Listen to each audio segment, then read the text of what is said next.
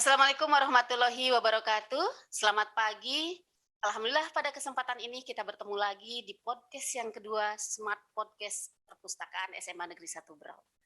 Hari ini kita akan kedatangan tokoh yang luar biasa bagi kami, terutama SMA Negeri 1 Berau. Kita akan berbincang-bincang dengan Kepala Sekolah SMA Negeri Berau yang beliau pada saat ini menjabat di SMA Negeri 1 Berau dari tahun 2016. Untuk itu kita akan sapa. Selamat pagi Bapak. Apa kabar Pak? Alhamdulillah. Terima kasih Pak. Di saat kesibukan yang luar biasa Bapak berkenan hadir di podcast kami. Alhamdulillah ini permintaan para pemirsa sebenarnya ya. Baik dari siswa, guru-guru, bahkan banyak alumni yang kapan lagi nih podcast SMA Negeri 1 Berau gitu.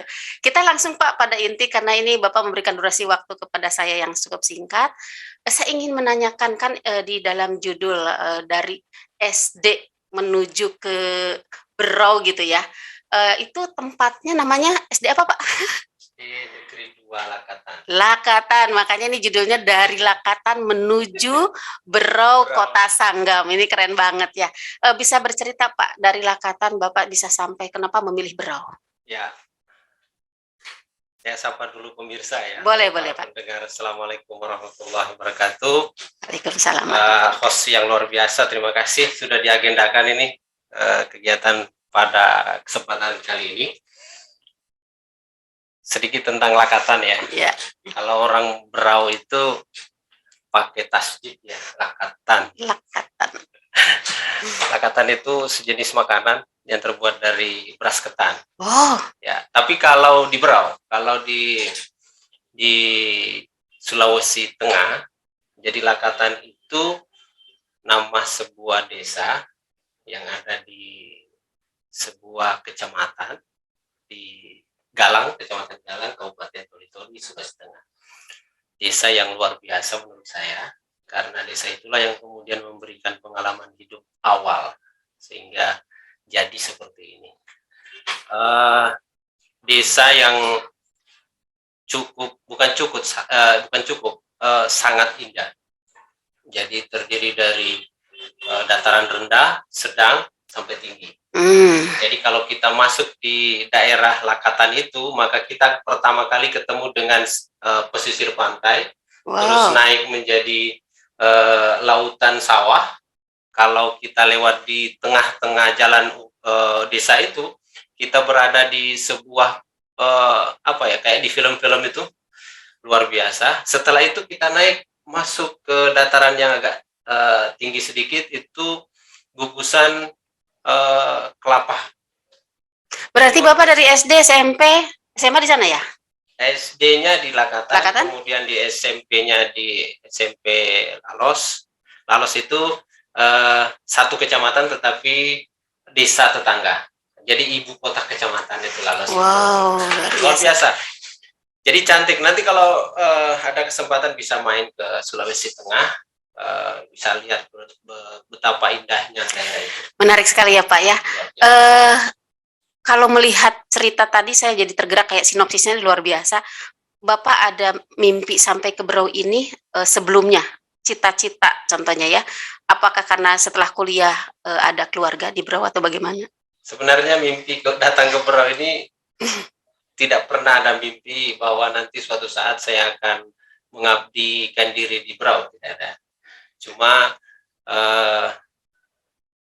sejarahnya atau latar belakang ya, kenapa mesti di Berau itu, sebenarnya berlibur saja ke Berau ini awalnya.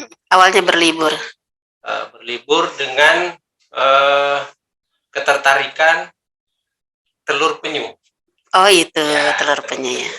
Saya itu dikirimi telur penyu dari kakak dari sini yang memang sudah ada di sini. Dan telur penyu ini menurut saya aneh. Kenapa? Karena awalnya saya tidak kenal telur itu. Kok ada telur yang kemudian dimasak, direbus, tapi kok masih lembek. Biasanya kalau telur ayam itu kan setelah itu kan getas, matang ya, matang dia kan. Nah ini sampai 3 kali mendidih, kok tidak matang-matang menurut saya. Jadi saya bertanya lah, terus kemudian yang disampaikan oleh kakak saya, memang telur penyu itu begitu. Nah, Ya. kalau mau lihat langsung nanti datang ke sini. Nah, historisnya itu ya Pak ya. Historisnya itu. Ternyata jadi kalau kita ketahui ya, Bapak di sini, saya sebagai mungkin guru di sini, anak buah Bapak, saya melihat dari jenjang pendidikan Bapak, teknik sipil ya Pak ya. Teknik sipil, sarjana. Nah, sarjana teknik sipil tiba-tiba mengajar gitu ya. Dan langsung sekarang kepala sekolah ini wow kalau menurut saya, karena jujur saja kalau melihat dari kurikulum PT ini, kurikulum PT Bapak ini, saya juga memikirkan wow perjuangan banget gitu ya, dari mulai S1, S2 sampai S3 ya Pak ya. Bagaimana Pak? Singkat saja Bapak ceritakan sekilas. Pertama dulu, kenapa mesti mengajar? Kalau mengajar sih memang ini bukan hobi lagi, memang keinginan saya untuk mengajar. Karena waktu kuliah itu memang saya mengajar. Panggilan jiwa ya? Ya, panggilan jiwa. Hampir semua mata pelajaran kuliah itu saya jadi asisten dosen. Wow. Kecuali mata kuliah MKDU, kalau dulu istilahnya mata kuliah dasar umum. Iya. Tapi kalau yang jurusannya itu semua saya jadi asisten dosen dan sudah mengajar ketika saya belum lulus di fakultas. Nah, ini support banget Pak untuk peserta didik kita yang ada di SMA Negeri 1 Bro ya Pak ya. Jadi tidak selamanya kita jurusan apapun menghambat keinginan kita, karena tadi mengajar panggilan jiwa seperti itu ya Pak ya. Makanya saya itu sebenarnya pengennya jadi guru biologi. Oh gitu. Nah, guru biologi. Kenapa? Saya terinspirasi dengan cara mengajar, cara menyampaikan guru saya. Jadi saya terinspirasi untuk menjadi guru biologi saat itu, sehingga saya itu ketika SNPTN kalau sekarang itu dulu kita namanya bebas tes. Saya di perguruan tinggi bebas tes di IKIP Gorontalo itu bebas tes, terus kemudian Brawijaya dengan jurusan biologi, sarjana pendidikan biologi itu saya bebas tes.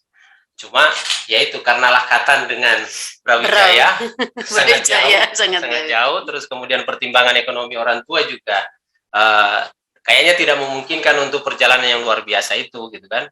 Ya malumlah anak desa gitu ya, anak desa. Saat itu kan selalu terbatasi dengan ekonomi untuk kemudian melanjutkan pendidikan. Tetapi nilai-nilai kejiwaan saya untuk mengabdi diri dengan melalui pendidikan itu terus, sehingga saya pilihlah perguruan tinggi negeri yang terdekat dengan kampung saya. Nah, makanya di SMA, selesai di SMA Negeri 1 Toli-Toli, terus kemudian melanjutkanlah di Universitas Tadulako yang ada di Palu. Nah, seperti itu. Seperti itu ya Pak ya. Pak, ada ketertarikan nih. Saya yakin prosesnya tidak mudah.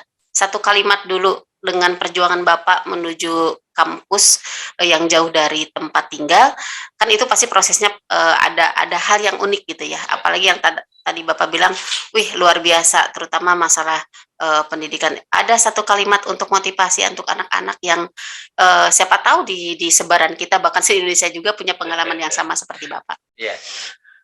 Pertama saya ingin sampaikan bahwa hidup ini sudah ada yang atur, gitu ya. Yang mengatur ini merahasiakan kita ini akan jadi apa. Oleh karena itu, yang perlu kita lakukan adalah bagaimana bisa pengaturan itu sesuai dengan apa yang kita harapkan. Oke, baik. Di balik itu kan ada istilah takdir ya. Takdir. Nah, takdir ini kan kita tidak tahu. Ya. Nah, seperti apa ke depannya, sehingga kita yang perlu kita lakukan adalah mempersiapkan diri untuk menjemput takdir itu. Kalau kita pernah membaca karangan Ibu Mariani ya. Jadi hidayah itu tidak dicari. Tidak datang dengan sendiri, tapi dicari. Gitu. Iya, sama dengan kita ini, kehidupan kita ini kan memang sudah diatur, tapi kita harus mencari posisi harapan kita sesuai, takdir kita itu sesuai dengan harapan gitu kan. Walaupun kita pada prinsipnya tidak tahu. Jadi kuncinya adalah membackup diri dengan berbagai macam pengetahuan, akhlak dan seterusnya. Baik, terima kasih Pak. Tadi kuliah sudah. Nah, ini berbicara masalah mungkin bisa dibilang riwayat kesuksesan Bapak ya. Bapak menjabat, cerita tentang menjabat kepala sekolah nih. Di tahun berapa, Pak? Kalau kepala sekolah itu dipercayakan oleh pemerintah menjadi seorang kepala sekolah sejak tahun 2013. Merintis sekolah baru di namanya SMA Negeri 12 Brau. Berapa tahun itu, Pak? di SMA Negeri 12 Berau ini kurang lebih 2 tahun. 2 tahun ya. 2013, terus kemudian 2016 harus keluar dari sana. Nah, 2016 berarti langsung ke SMA 1 ya, sampai sekarang. Wah, luar biasa.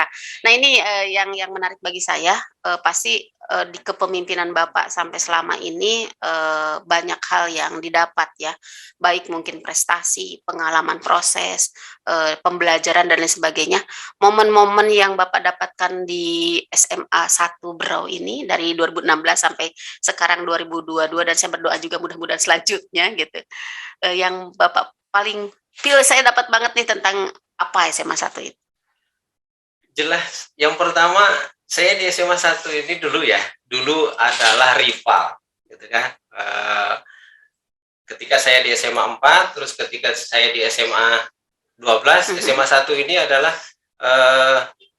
semacam tantangan bagi kita untuk menyamakan diri dengan SMA 1. Tiba-tiba terus kemudian saya harus berada di SMA 1 gitu kan. Nah, yang menjadi hal yang mungkin menjadi semangat saya di SMA 1 ini kan, awalnya SMA 1 ini adalah sekolah yang kemudian saya anggap adalah sekolah yang sangat baik lah di Kabupaten Berau. Tiba-tiba saya harus ada di sana. Berarti saya harus berusaha agar nama baik SMA 1 itu minimal sama gitu kan. Nah, usaha saya adalah bagaimana meningkatkan gitu. Nah, sampai seperti itu. Nah, apa yang sangat misalnya yang dikatakan misalnya tadi, sesuatu yang kira-kira menjadi poinnya di SMA 1 itu. Kalau tidak menikmati pasti stres Pak dengan tantangan yang ada kan seperti itu. Yang jelas bahwa kalau di dalam mengorganisasi ini kan namanya kan seni mengatur gitu kan. Kayak apa caranya? Ya kalau dikerjakan sendiri ya selesai.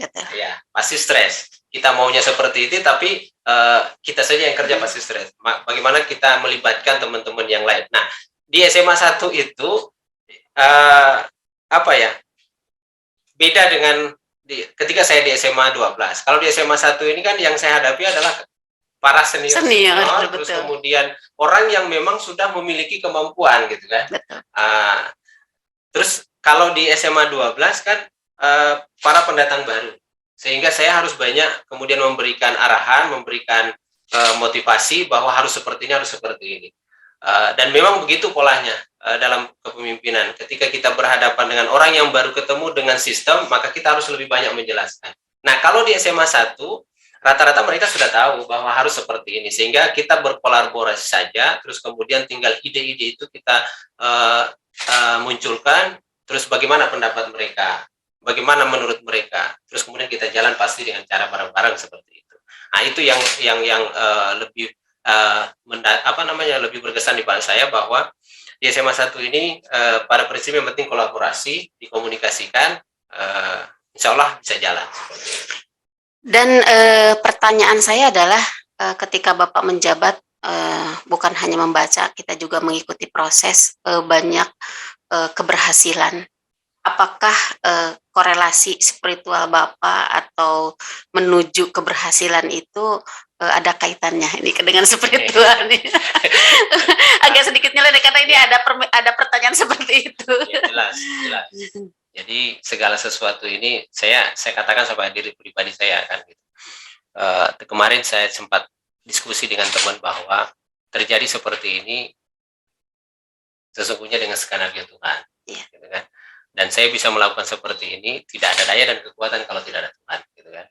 Jadi ini bocoran saja sih ya. Mudah-mudahan bukan untuk membanggakan diri, tapi paling tidak sebagai inspirasi. Mudah-mudahan ada yang mengambil nilai positifnya.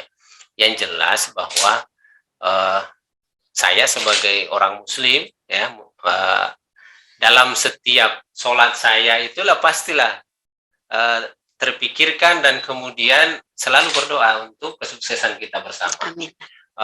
Saya selalu berdoa bocoran seperti ini, ya Allah karuniai saya siswa-siswa yang taat kepadamu, yang tidak memberatkan nanti saya di akhirat, tetapi mensukseskan kami di dunia. Karuniai saya guru-guru yang dapat memberikan pencerahan kepada siswa-siswa, sehingga nanti muncullah orang-orang yang kemudian bisa membanggakan.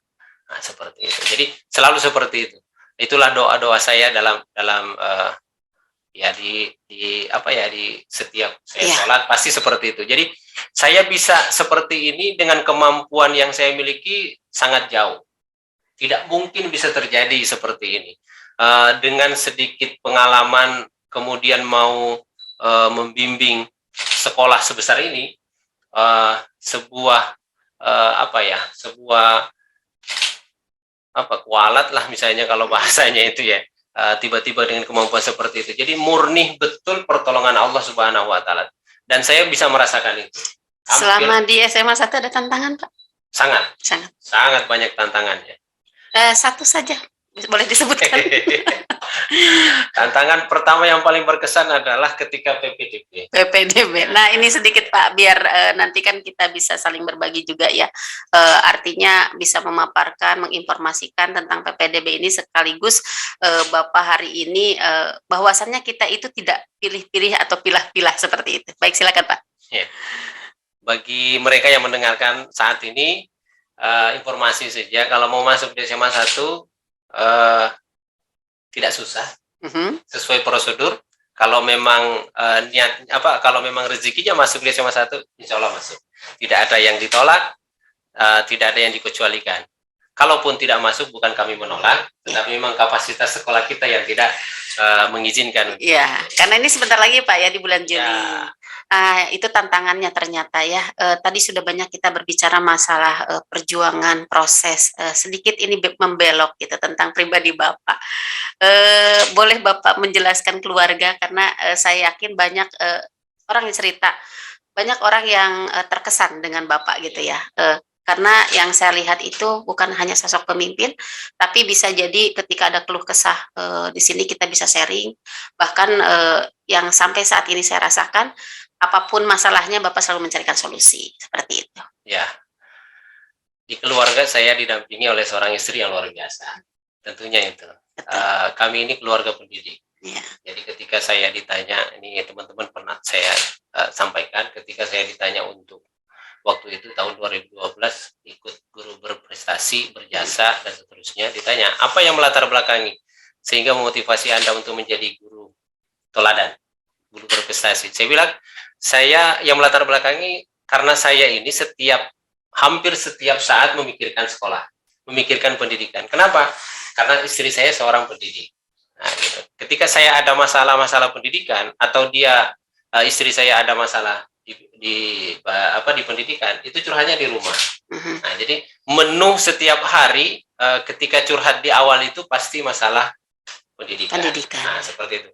Nah, ketika saya juga ada masalah di sekolah, tentunya untuk masalah yang bisa disampaikan dengan istri, itu istri selalu memberikan solusi, menguatkan, gitu kan. Bahkan ketika saya terpuruk dalam hal, misalnya saya dalam posisi namanya manusia ya, kadang juga jatuh gitu kan, ibaratnya ya, jatuh dalam perasaan, jatuh dalam dan seterusnya gitu kan. Perasaan di sini maksudnya kok tiba-tiba menjadi lemah, padahal saya kan orangnya tipenya harus begini-begini dan seterusnya. Nah, disitulah tampil sosok pendamping yang luar biasa. Memang betul apa yang disampaikan oleh para bujangga atau para penulis sebelum-sebelumnya, bahwa di balik kesuksesan seorang laki-laki pasti ada wanita yang mendukung. Seperti itu. Itulah yang jadi sosok yang luar biasa inilah istri saya yang terus kemudian mendampingi. Ketika saya lemah, dia kuatkan. Ketika saya kemudian ibaratnya kata orang berau itu kelajuan, ada yang ngerem. Nah, seperti itu. Jadi memang di keluarga saya itu saya sering curhat sih. Nah, berarti itu ya Pak ya, ini bisa jadi trik bagi anak-anakku. Ketika ada masalah 14 mata pelajaran, jalani gitu ya. Kita sharingkan dengan siapapun yang dipercaya ya Pak ya. Kalau kita yang sudah berkeluarga dengan istri, nah itu yang menjadi kalau menurut saya itu bom yang paling kuat untuk diri kita, untuk menghancurkan keresahan, kegundahan, seperti itu ya Pak ya. Baik Pak, kalau berbicara tentang tadi pengalaman yang sangat luar biasa, saya ingin sedikit tahu sejauh ini tadi Bapak berbicara masalah penghargaan sebagai guru berprestasi. Nah, ada sedikit yang Bapak sampaikan kepada kami, proses untuk mendapatkan itu gitu loh. Siapa tahu di sini banyak guru-guru muda juga termotivasi nantinya gitu, bahwasannya untuk menjadi guru berprestasi itu seperti apa. Saya sudah baca nih banyak sekali penghargaan Bapak. Boleh disampaikan? Ya, triknya ya. Iya. Jadi siapapun yang mendengarkan yang jelas setiap manusia itu punya potensi, gitu kan? Setiap orang punya potensi untuk berprestasi. Kita ketika melihat orang itu, kita melihat prestasinya, terus kemudian kita mengatakan, wah hebat betul atau bagus betul gitu kan. Sebenarnya yang perlu kita dalami lagi sebenarnya di balik itu adalah prosesnya supaya dia bisa seperti itu apa. Sehingga terkait dengan itu, bahwa setiap orang punya potensi, maka galilah potensi itu terus kembangkan potensi itu. Seperti itu. Orang bisa pintar di satu sisi, kita juga harus punya pintar di satu sisi yang lain, seperti itu. Karena tidak mungkin semua orang ini sama. Yeah. Semua orang ini semua pintar menulis. Yeah. Semua orang di sini di dunia ini bisa bisa dengan kecakapan tertentu enggak seperti itu. Sehingga potensi itulah yang kemudian kita kembangkan. Terus kemudian bagaimana caranya? Ya kita harus pandai-pandai memanfaatkan waktu dan mencari momen untuk kemudian bisa menampilkan potensi itu, seperti itu. Misalnya di bidang pendidikan, kebetulan waktu itu saya diberi tugas untuk membimbing astronomi, maka saya fokus dan menggali kemampuan saya di situ, mendalami, kemudian membimbing siswa itu. Alhamdulillah dengan seizin Allah, bimbingan kita itu alhamdulillah berhasil. Yeah. Nah, dengan keberhasilan itu ternyata berdampak kepada kita. Maka bisalah menjadi guru berjasa, bisalah kemudian diusulkan menjadi orang yang mendapatkan Education Award dan seterusnya. Jadi sebenarnya ada satu sebenarnya. Yeah. Ada satu kuncinya adalah keikhlasan. Keikhlasan bahwa apapun yang kita buat ini adalah semata-mata usaha saja. Nanti setelah itulah kemudian ada Tuhan yang ada di balik itu semua. Maka di samping berusaha seperti apa yang saya sampaikan tadi, libatkan Tuhan, ya kan? Jangan seperti, mohon maaf, analoginya ya, jangan seperti ketika kita sakit, setelah itu kita ke dokter. Padahal sebelumnya kita harus berkomunikasi dulu dengan Tuhan. Ya. Ada apa? Kita introspeksi diri. Saya sakit ini kenapa? Gitu kan? Ada apa? Mungkin kita dengan beristighfar, dengan dengan menyadari bahwa kita ini yang salah, mungkin bisa sembuh. Ini yang tidak jarang disadari. Nah, ya, itu seperti itu. Setelah itu, di akhir, barulah kita kemudian ke dokter. Ke dokter itu adalah sebuah sarana sebenarnya, sebuah sarana untuk kemudian ikhtiar kita untuk sembuh. Nah, begitu juga dengan kehidupan yang kita geluti, gitu kan? Jadi kita komunikasi dulu dengan Tuhan bahwa sesungguhnya apa yang saya lakukan ini Tuhan seperti ini. Kalau misalnya itu baik untuk kehidupan saya, mohon saya dibantu gitu kan, ditunjukkan jalan-jalan penyelesaian masalah di balik yang terjadi ke depannya seperti itu. Nah, jangan ketika terjadi masalah baru kita datangi Tuhan. Gitu. Nah, itu yang salah sebenarnya. Bukan salah sih sebenarnya. Bukan salah mungkin. Tapi terlambat kesadarannya Pak ya. Kecualikan Tuhan. Ini kalimat di akhir ini makjul banget gitu. Artinya bukan hanya sekedar kata-kata, tapi memang betul ini yang harus dilakukan oleh kita gitu. Pak, kita sudah berbicara dari Lakatan, kita berbicara lagi setelah Bapak selesai kuliah, Bapak menjadi guru, menjabat kepala sekolah, bahkan mungkin terakhir dengan penghargaan dari daerah setempat. Ini satu kata, Bro Kota Sanggam, menurut Bapak sekarang yang menjadi di mana bumi dipijak, di situ bumi dijunjung gitu ya. Harapan Bapak ke depannya dan mengenai Kota Berau tercinta ini seperti apa? Ya, sebenarnya Berau ini mau tidak mau menjadi bahagian daripada hidup saya. Nah, seperti itu. Sehingga kadang ketemu dengan teman-teman, ini kalau sudah pensiun kemana nih? Saya bilang saya tetap di Berau. Saya tetap di Berau. Kenapa? Ya, saya tidak bisa memungkiri bahwa awal hidup saya, pembiayaan hidup saya, dan seterusnya saya berada di Berau. Dan saya kemudian bisa berkarya dan sampai saat ini ya di Berau. Gitu kan. Saya sangat percaya atau saya tidak mau dengan pepatah mengatakan habis manis sepah dibuang. Gitu kan. Ya kalau memang saya bisa mengabdikan terus diri di Berau, saya tetap di Berau. Seperti itu. Alhamdulillah. Ya. Dan itu mungkin kalimat yang ditunggu ya. Kalimat terakhir adalah tetap di Berau tercinta ini. Alhamdulillah Pak, dari pertanyaan ada beberapa dari luar yang memang ingin diselipkan. Sebenarnya kalau saya rangkum, ketika saya menge-share bahwa hari ini ada podcast tentang sosok kepala sekolah yang luar biasa, banyak pertanyaan. Namun karena kita dibatasi oleh waktu, sebenarnya masih panjang cerita kita, nanti mungkin ada next lagi dengan tema yang berbeda. Ini kita mengawali mengenai bagaimana sih sosok tokoh yang luar biasa, kepala sekolah SMA Negeri 1 Berau dari tahun 2016 sampai sampai sekarang. Mudah-mudahan tahun selanjutnya juga masih beliau bisa mengabdi di SMA Negeri 1 Berau. Harapan saya adalah di podcast ini kita bisa sama-sama belajar bahwa untuk proses hidup itu jalani, tekuni, dan ketika jatuh bangkit lagi ya Pak ya. Tentunya dengan ilmu keikhlasan, terus berjuang dan mencintai pekerjaan ya. Karena saya sudah membaca juga buku Bapak Muara dari Kenapa Mencintai Astronomi. Beliau sudah memiliki buku bagaimana untuk membimbing siswa di mata pelajaran astronomi. Baik, untuk itu saya mengucapkan terima kasih Bapak atas kehadirannya di podcast kedua kami mengenai Bapak. Mudah-mudahan Bapak nanti berkenan undangan dari kami juga mengenai tema-tema pembelajaran lainnya di SMA Negeri 1 Berau. Dan tokoh kita ini tokoh yang luar biasa, Bapak Dr. Haji Saleh STMPD. Saya selalu mendoakan mudah-mudahan Bapak selalu sehat, rezekinya diluaskan. Salam untuk keluarga Pak, untuk Ibu. Terima kasih atas kehadirannya. Satu boleh. Satu sebelum itu. Boleh Pak. Nah, gini. Tadi ada doa sama ini ya. Saya basicnya sih agama ya. Iya. Agama. Jadi kalau saya pesankan sama anak-anakku sekalian, sama siapapun yang mendengarkan nantinya ini, bahwa di dalam kita berproses melakukan aktivitas kita, melakukan tanggung jawab kita, itu dinilai jangan sebagai beban, tugas yang berat, tapi itu adalah amanah bagi kita. Terus jadikan itu sebagai peluang untuk meraih ridho Allah. Ridho Allah. Nah, seperti itu. Jadi kalau mau meraih ridho Allah, bahwa dilakukan itu harus sesuai dengan koridor penggarisan Tuhan. Betul. Nah, gitu kan. Kalau kita Muslim berarti kita harus jujur, kita harus melaksanakan dengan keikhlasan. Terus kemudian dibalik itu jadikan, kalau bahasa orang Banjar nih, wadah nih ya, wadah untuk kemudian menjadikan kita dekat sama Tuhan. Amin. Sehingga kalau kita dekat dengan Tuhan, kalau kita dekat sama orang saja dispesialkan, apalagi dengan Tuhan ya Pak ya. Jadi jalan rel kegiatan kita itu sesuai dengan koridor penggarisan Tuhan, gitu kan. Terus kemudian kita mengharapkan kegiatan itu semata-mata mengharapkan ridho Tuhan. Apapun di dunia ini bisa diatur Tuhan. Iya, betul. Jadi kalau istilahnya siapa?